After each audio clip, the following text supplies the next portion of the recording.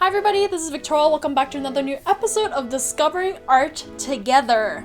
Today we're gonna get a little bit poppy, so we are going to learn about pop art. So let's go ahead and find out what in the world is pop art and also some cool, interesting, and important things about pop art, and also some characteristics of what makes pop art, and learning who in the world created pop art and also some of the famous artists from this particular art movement. So if you guys are ready to learn more about pop art, let's get poppin'.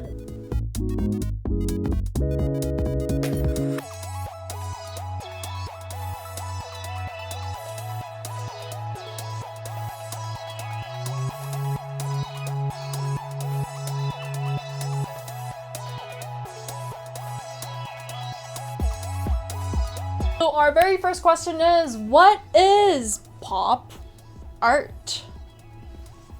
Pop art is an art movement that emerged in the 1950s and flourished in the 1960s in America and United Kingdom, so Britain. Drawing inspiration from sources in popular and commercial culture, the movement presented a challenge to traditions of fine art by including imagery from popular and mass culture, such as advertising, comic books, and mundane mass-produced objects. Different cultures and countries contributed to the movement during the 1960s and 70s. So what is cool and interesting about pop art, and also some of the importance of pop art? Let's find out. Why did they call it pop art out of all the other names that they could choose from, right? So the reason is they made art that mirrored, critiqued, and at times incorporated everyday items, consumer goods, and mass media messaging and imagery. In reference to its intended popular appeal and its engagement with popular culture, that's why they called it pop art. Pop is kind of short for popular art. By incorporating logos or impersonal imagery reinforced the idea that art could be inspired by anything and everything, not just history, mythology, or morality.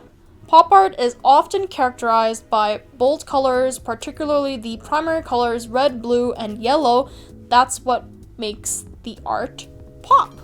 Now, one of the questions I wanted to ask myself, and you might also be asking, is why is pop art so popular? Well, pop artists turned the commonplace objects, celebrities, and consumer goods for inspiration.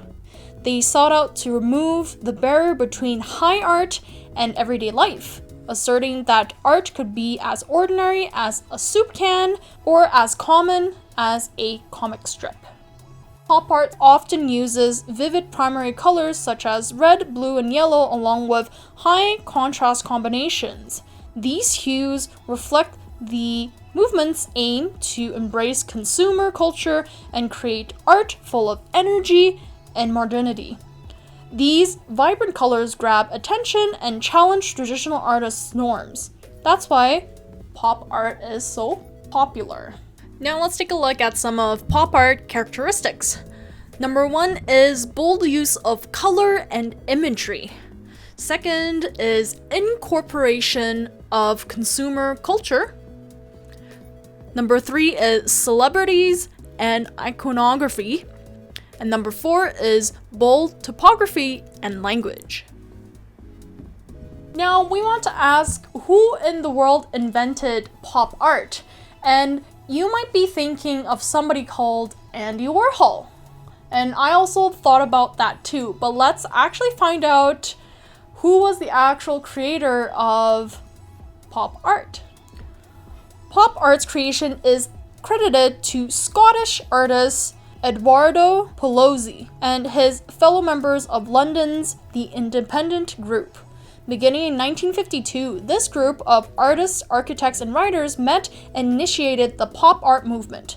The pop within pop art was taken from the 1947 collage by Pelosi. Andy Warhol, on the other hand, is famous for pioneering pop art, a movement he significantly shaped by elevating everyday objects to high art status. Although he didn't invent pop art, Warhol's iconic works like the Campbell soup cans and Marilyn Monroe portraits played a pivotal role in popularizing the art movement. Now let's take a look who were the most well-renowned and famous artists from pop art. Let's talk about Andy Warhol first, since we just mentioned about him earlier. Andy Warhol is known for his bright, colorful paintings and prints of subjects ranging from celebrities including Marilyn Monroe and Muhammad Ali, to everyday products such as cans of soup and Brillo pads. But behind these iconic images are some surprising approaches and ideas. We also have Robert Rauschenberg. Rauschenberg is well known for his Combines, a group of artworks which was created in 1954 to 1964, incorporated everyday objects as art materials and which blurred the distinction between painting and sculpture. He emerged on the American art scene at the time that abstract expressionism was dominant.